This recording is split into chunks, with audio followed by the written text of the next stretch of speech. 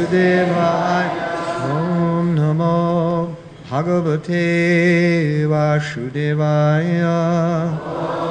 Namo Bhagavate Vasudevaya. Om Namo Bhagavate Vasudevaya.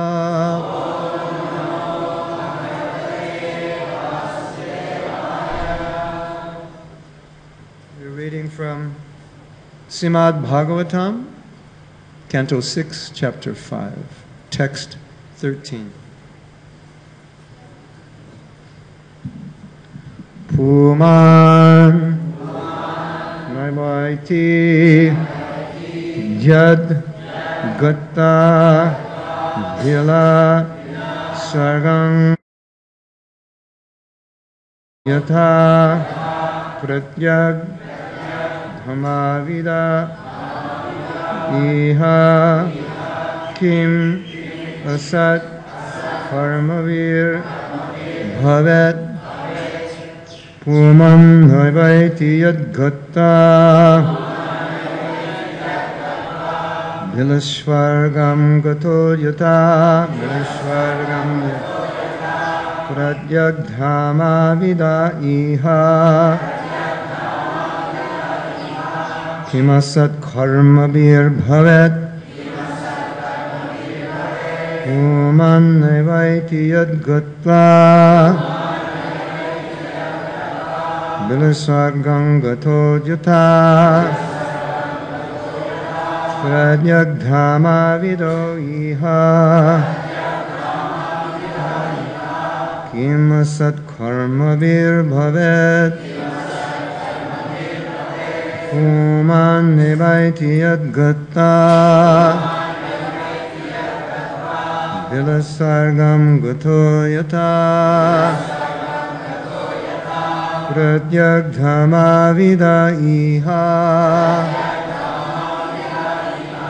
Kimasat Karmavir Bhavet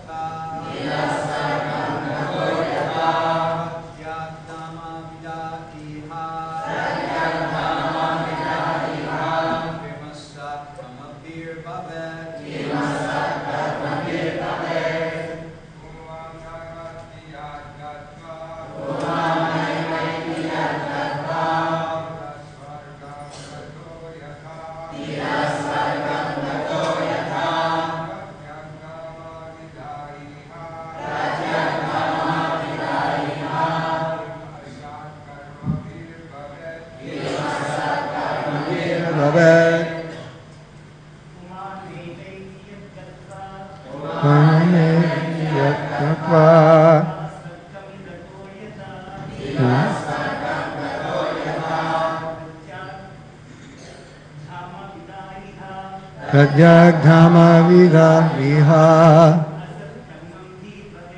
Kimasat Karmavir Bhavet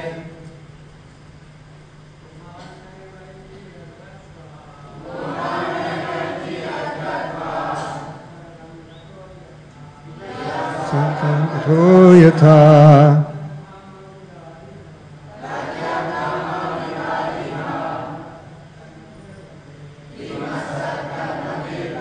Ladies.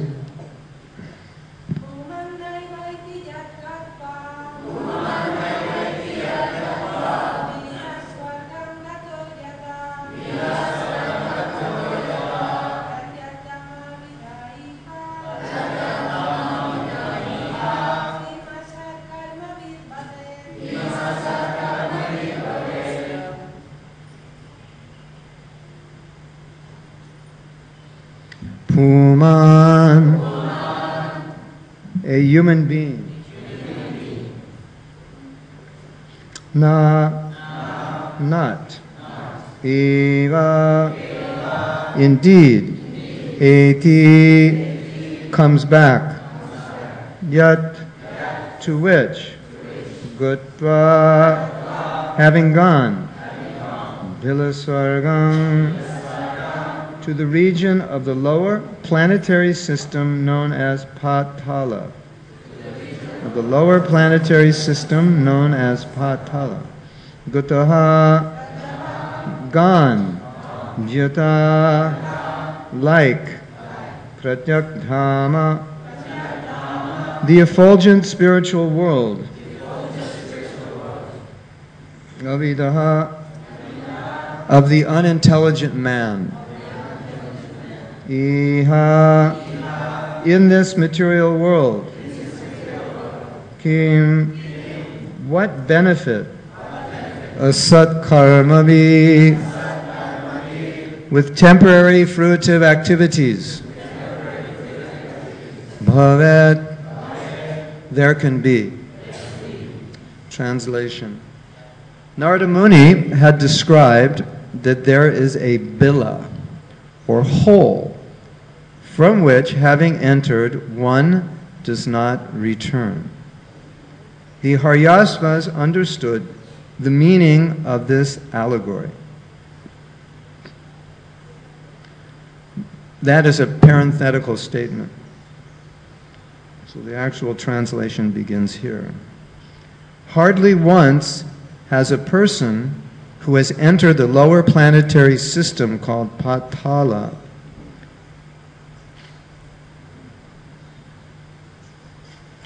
Hardly once has a person who has entered the lower planetary system called Patala been seen to return. Similarly, if one enters the Vaikuntha Dham, Pratyagdhama, he does not return to this material world. If there is such a place from which, having gone, one does not return to the miserable material condition of life, what is the use of jumping like monkeys in the temporary material world and not seeing or understanding that place?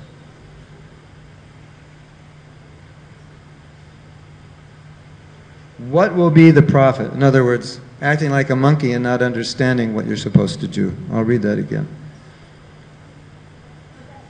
What is the use of jumping like monkeys in the temporary material world and not seeing or understanding that place?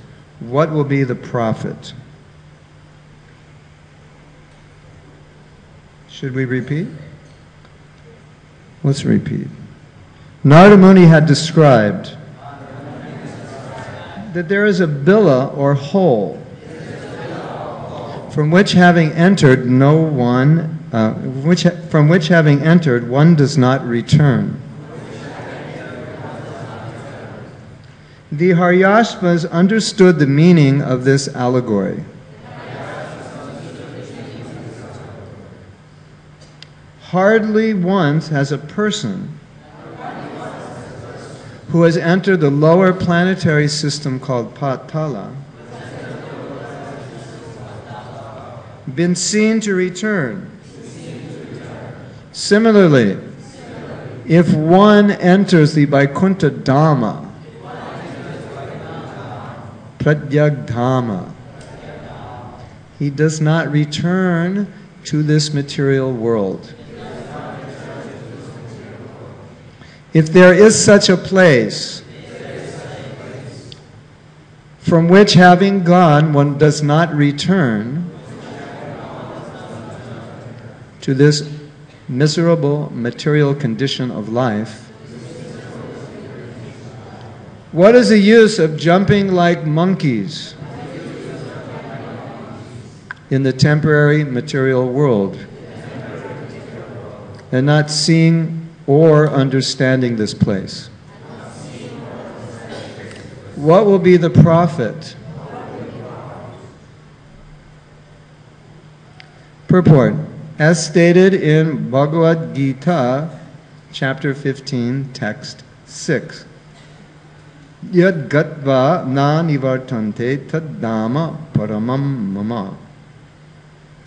There is a region from which, having gone, one does not return to the material world. This region has been repeatedly described.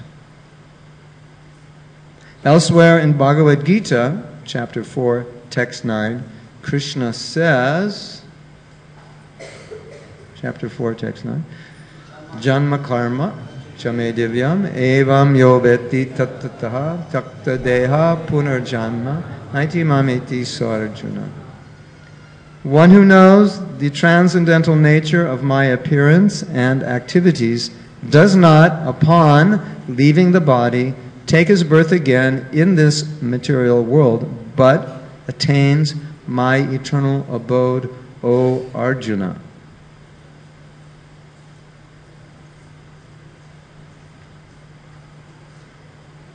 If one can properly understand Krishna, who has already been described as the Supreme King, he does not return here after giving up his material body. You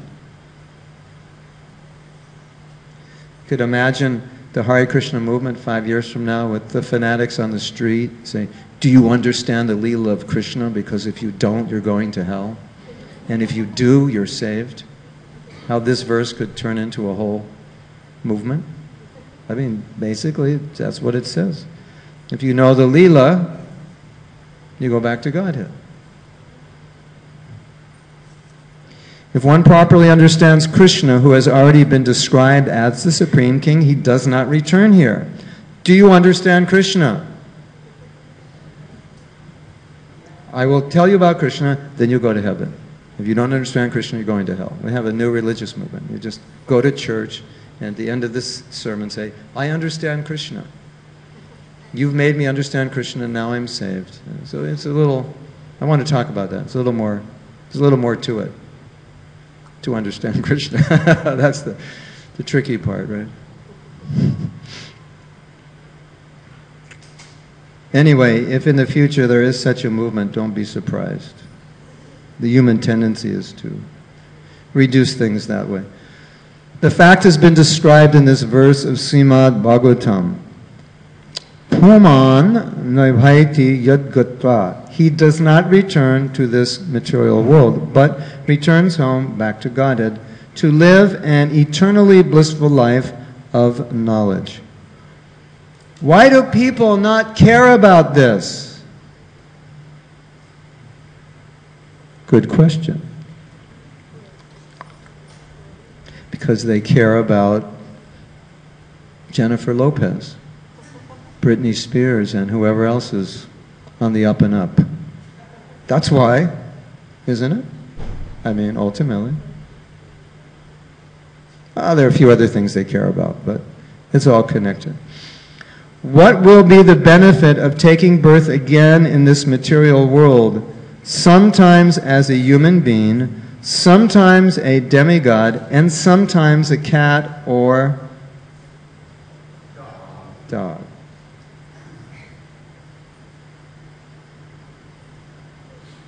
The hippies, they thought it would be nice to become a dog. They were already dogs, but they had to worry about money. If you just become a dog, people will feed you. So many of you know the story that Prabhupada blessed one hippie who wanted to become a dog, that he would become a dog. Everyone asked for blessings. So the hippie said, it would be nice to be a dog. Yes. Then become a dog. Krishna has very definitely asserted in Bhagavad Gita, chapter 8, text 15. Who knows the verse? Mam upetya punarjanma dukalayam ashashvatam napnuvanti mahatmana samsadi paramangata. After attaining me, the great souls who are yogis in devotion never return to this temporary world, which is full of miseries, because they have gained the highest perfection. One's real concern should be to free himself from the repetition of birth and death and attain the topmost perfection of life by living with the Supreme King in the spiritual world. In these verses, the sons of Daksha repeatedly say, Kim asat karma bir bhavet. What is the use of impermanent fruitive activities? Srila Prabhupada ki jai. So, I was reformatting my computer, and usually I like to study on the database, and I couldn't load the database for some reason. So all I had left was this. And so I decided I will just study the word meanings. And I found something interesting in the word meanings, which I'd like to share with you. Perhaps you were wondering where the phrase jumping like monkeys came from. Because in the word meanings, there was no monkey and there was no jumping. Did you notice? Anybody notice that? It's interesting, isn't it? Let me read you the word meanings, and let me read you the translation of those word meanings, just to have a little insight into Prabhupada, his ecstasy, because Prabhupada said, my ecstasies are in my books. So there's ecstasy here, perhaps. The word meanings for that are Iha, in this material world, Kim, this is the third line, last word, and then the last line. Iha, in this material world, Kim, what benefit asat karma be, with temporary fruitive activities, bhavet can there be, or there can be. In the material world, what benefit with temporary fruitive activities there can be. Now let's go to the translation. What is the use of jumping like monkeys in the temporary material world and not seeing or understanding the place? What will be the profit? That's the translation. What is the use of jumping like monkeys? Kim asat karma bi. So I found that interesting.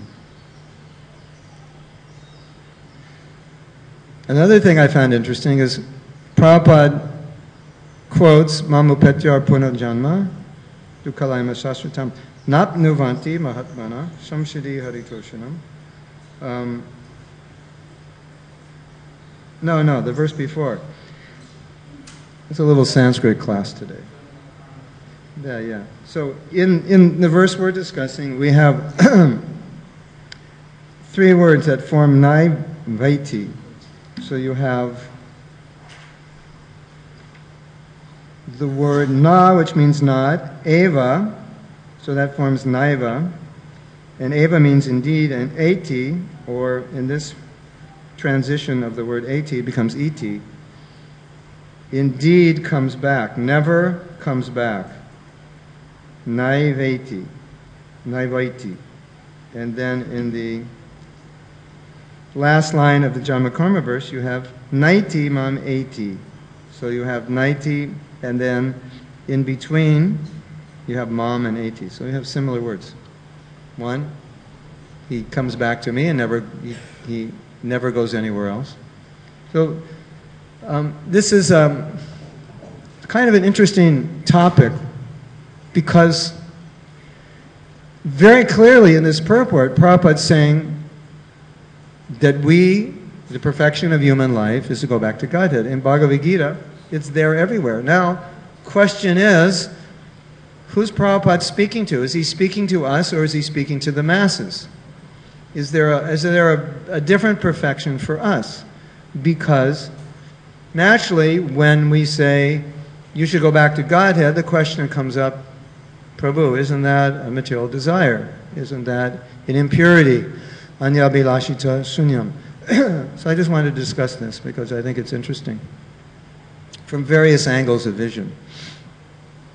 So the first angle of vision is a story in which a disciple of Prabhupada, probably who had been a devotee for 3 years, had asked this very question to Prabhupada, because there's always this polarization between, should I want to go back to Godhead, and should I just want to stay here?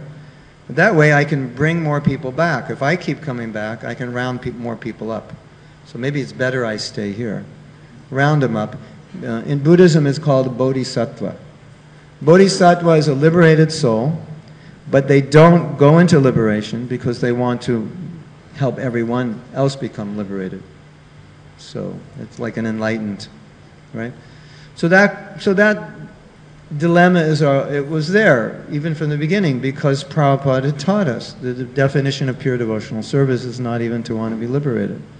So this devotee asked the question, should I desire to go back to Godhead, or should I desire to stay here? Now, my realization of this question is, if you have to ask it, that means you should desire to go back to Godhead. That means you're not liberated.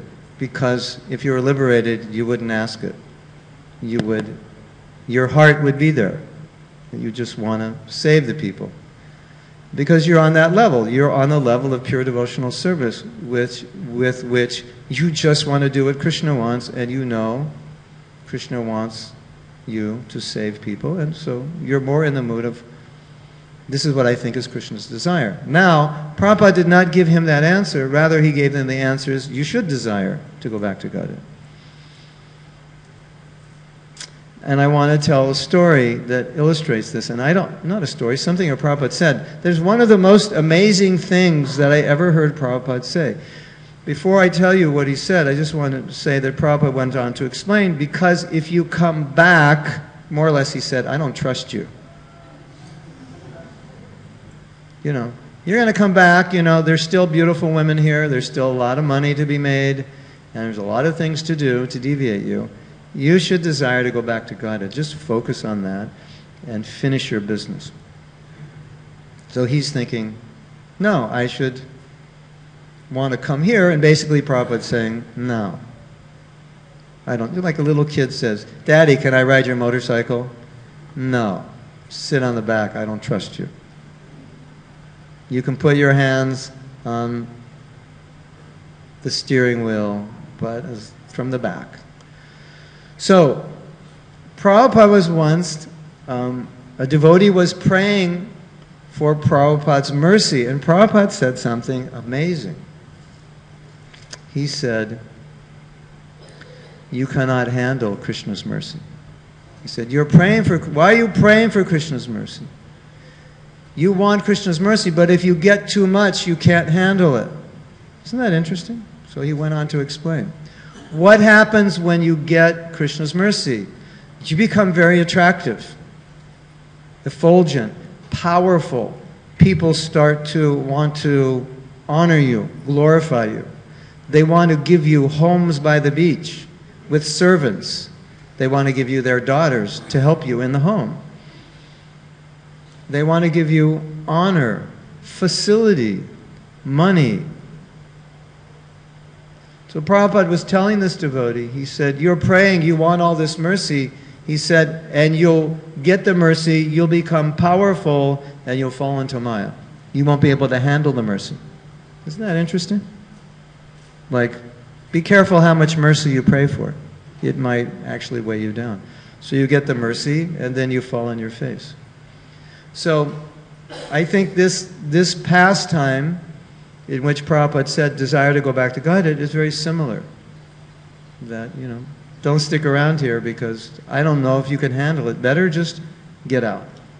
That's for the neophyte devotee. Now, many of us know the lecture, and if you don't know the lecture, then I have a suggestion. You should listen to Prabhupada's lectures. At least once a week, if not more. There is a lecture in which Prabhupada spoke about Bilva Mangala Thakur. For us as Prabhupada disciples, we label these famous. That was a famous lecture. How did it become famous? Were there 50 million hits on YouTube? But we have, oh yeah, it was a famous lecture. It's just the point was so powerful. And everybody, when they, you know, you go to a lecture, what makes it famous? It's the only thing you remember in the lecture was that one point. Therefore, what Prabhupada said or that lecture becomes famous. Because we have selective memories. So a lot of times we say, oh yeah, that's a famous shloka or a famous statement. It's because it's been used and remembered. So this is a famous story that many of us, all of us who are Prabhupada disciples, we heard.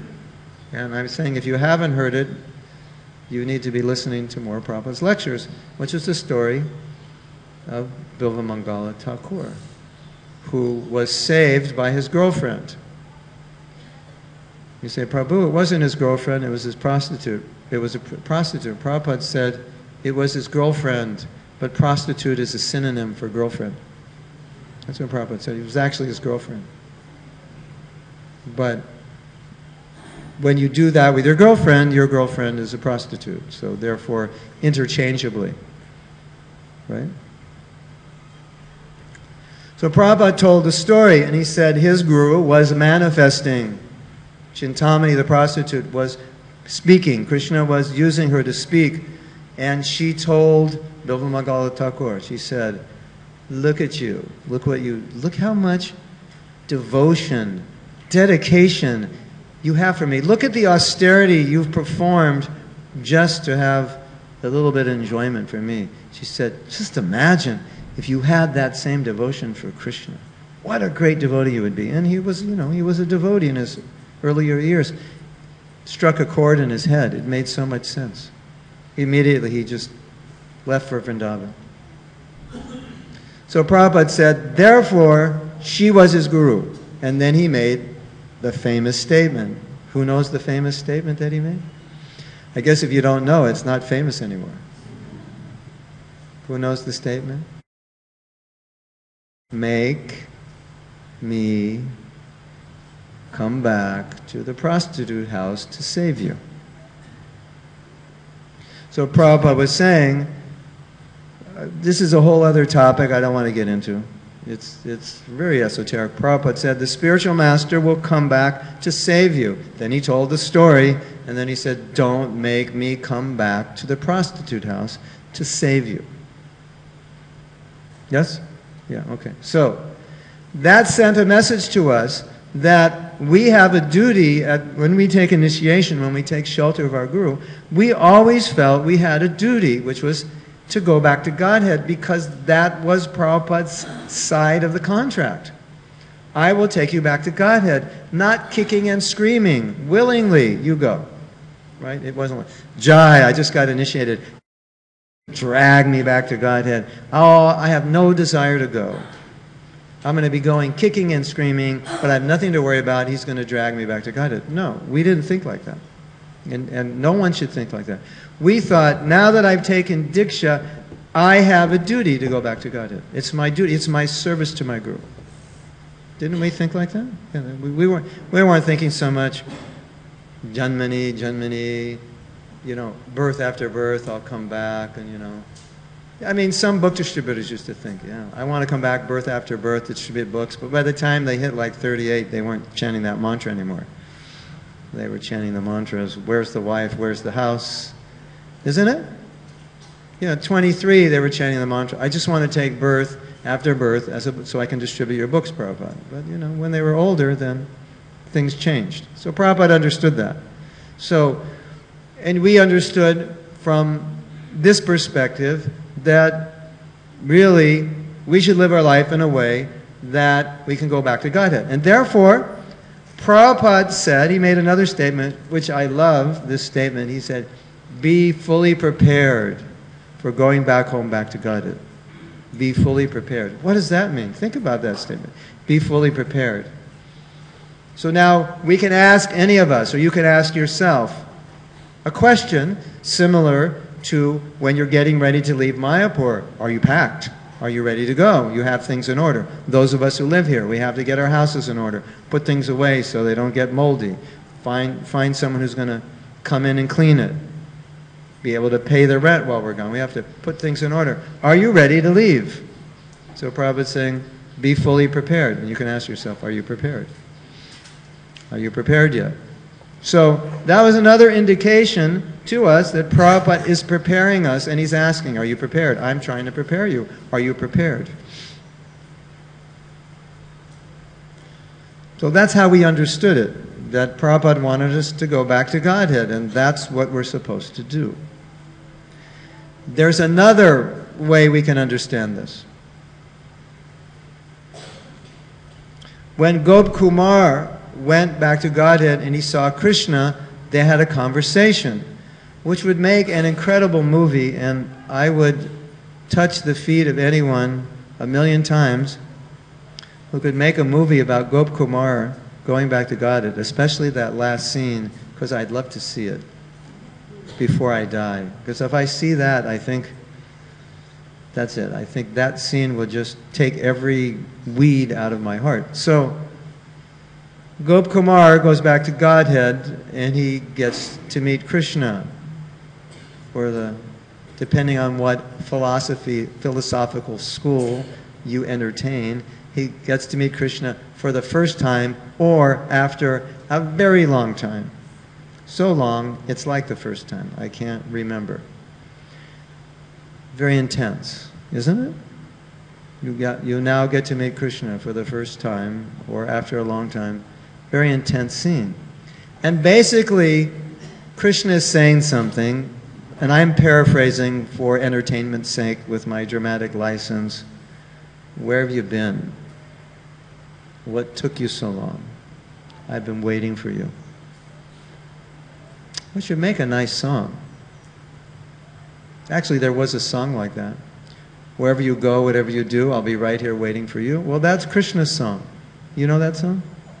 It's a really popular song in when? The 80s? Yeah. So I used to think about this. I used to think about the gopis. That's the gopis song. Wherever you go, whatever you do, I'll be right here waiting for you. That's the theme song for Krishna leaving Vrindavan. And I used to meditate on that pastime all the time. It just enchanted me, Krishna leaving Vrindavan. I was just so enchanted. And then one day I was doing Sankirtan and I heard that song and I was like, that's the theme song for the movie in my head. Wherever you go, whatever you do, I'll be right here waiting for you. Shiva Padaradam Panastimo. But Krishna is also singing that song. So he's telling Gop Kumar, I've been waiting for you. What have you been doing? And basically he's saying, you know, it's like, ladies, you know this. Your husband says, I'll be back at 6, and he comes back at 7:30. And what's the first thing you say? I was worried about you. You didn't call. I was waiting for you. And what were you doing? Right? So basically, that's what Krishna is saying. I've been waiting for you. And what were you doing that was so important? So I think this is a great impetus for us in our meditation, that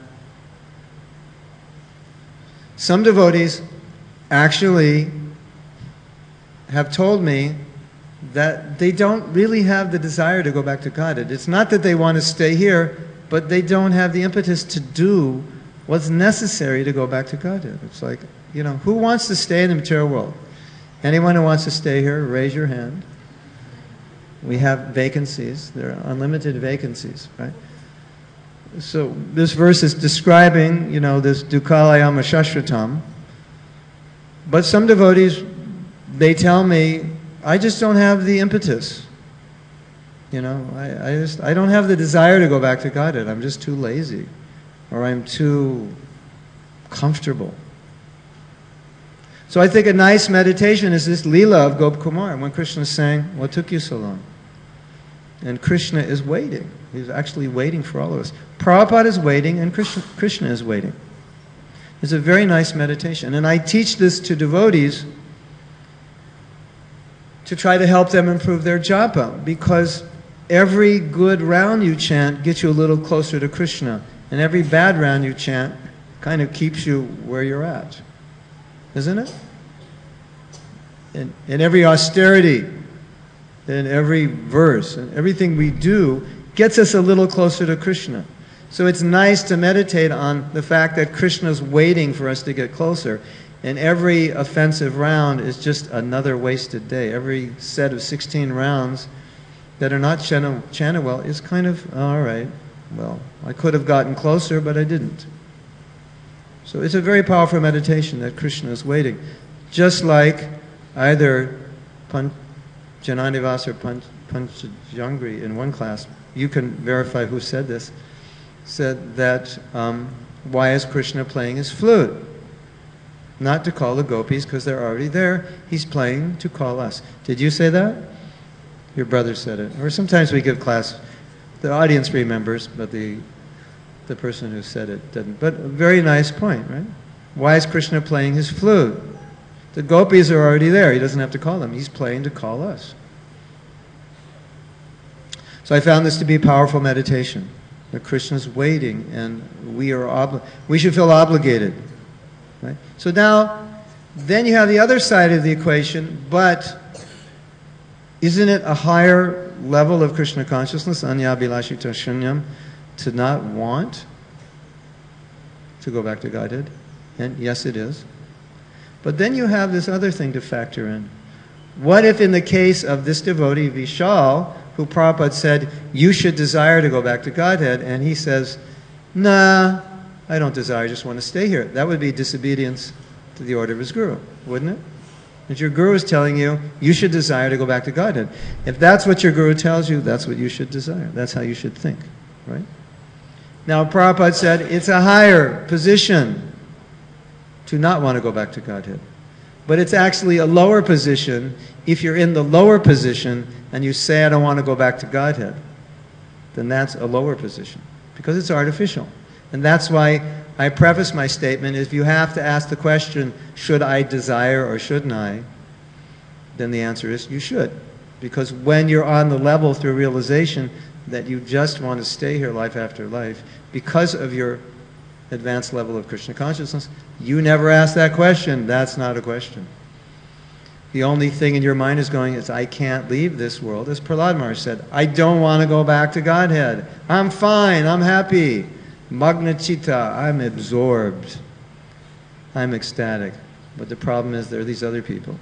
So honestly, truly, he couldn't develop that desire to go back to Godhead because it would tear him apart that I'm going and the world is suffering. Just like there's some people who cannot stand to see suffering.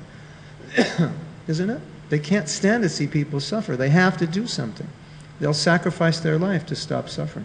So when you're on that level, you don't ask the question. Just like the funny question that I think I mentioned in one class, a very funny question that some people ask who are brahmacharis. They ask the funny question, should I get married or should I take sannyas? Who knows the answer?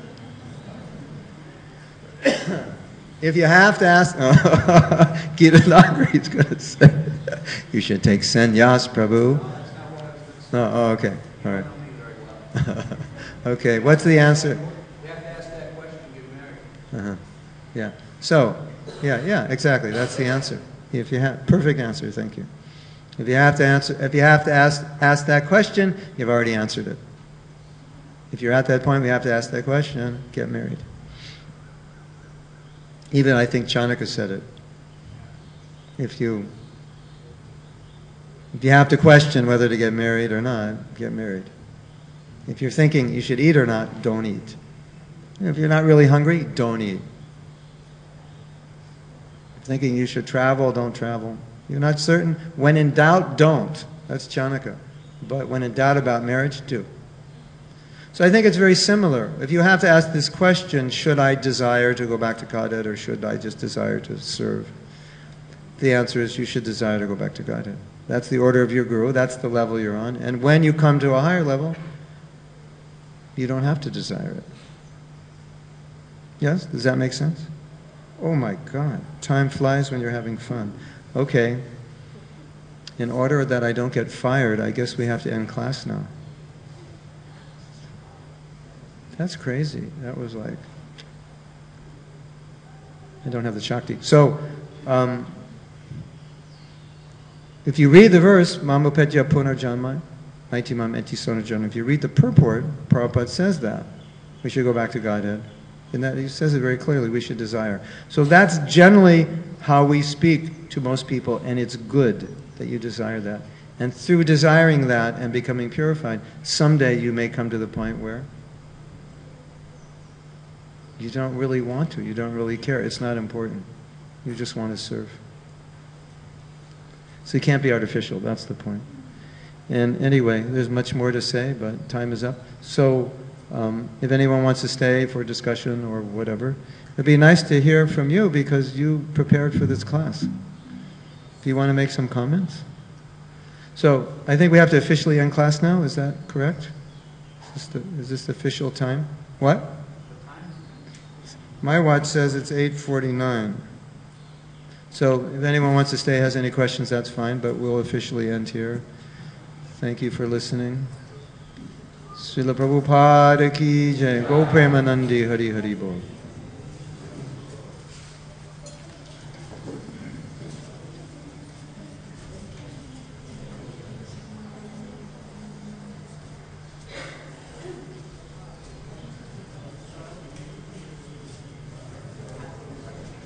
Okay.